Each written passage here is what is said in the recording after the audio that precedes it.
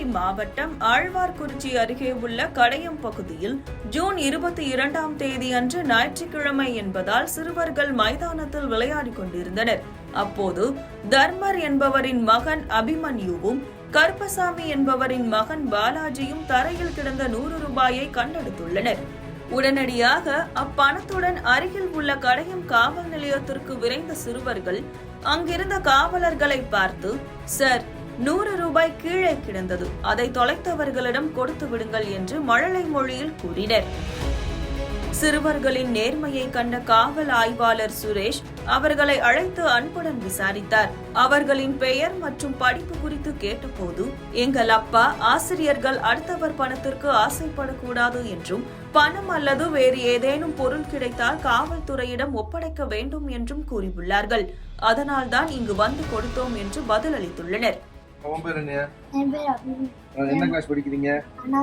நீங்க 25 ஆம்பளைகள் தான். 140. Balaji okay. 6th தான் படிக்கிறீங்க.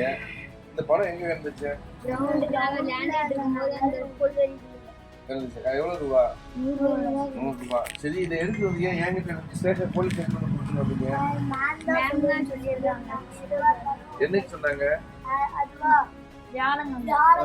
சரி, வந்து என்ன சொன்னாங்க?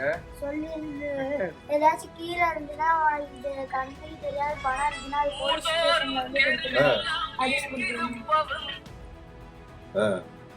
சொல்லியிருந்தாங்க. Very good, all the best. உங்க 100 rupees நாங்க ஸ்டேஷன்ல வச்சிருக்கோம். யாராவது தேடி வந்தா கொடுத்துருவோம். இது ரெண்டும் நான் அங்கிள் உங்களுக்கு கொடுக்குறது. சரியா? ஏதாவது புக்ஸ் வாங்கிக்கோ, உங்களுக்கு பிடிச்சது வாங்கிக்கோங்க. All the best. பார்த்து போகணும்.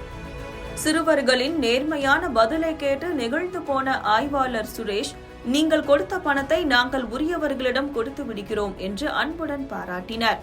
பொதுவாக இந்த வயதில் சிறுவர்கள் தங்களுக்கு பிடித்த பொருட்களை வாங்கி சாப்பிடுவார்கள். ஆனால் அபிமன்யுவும் பாலாஜியும் காட்டிய இந்த நேர்மை காவலர்கள் மத்தியில் பெரும் ஆச்சரியத்தையும் பாராட்டுகளையும் பெற்றது.